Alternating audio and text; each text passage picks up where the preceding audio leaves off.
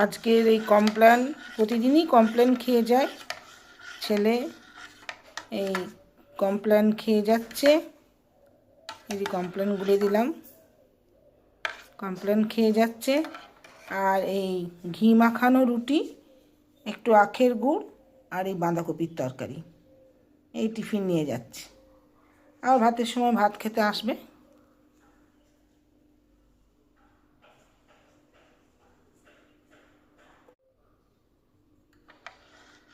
আজকের এই কমপ্লেন প্রতিদিনই কমপ্লেন খেয়ে যায় ছেলে।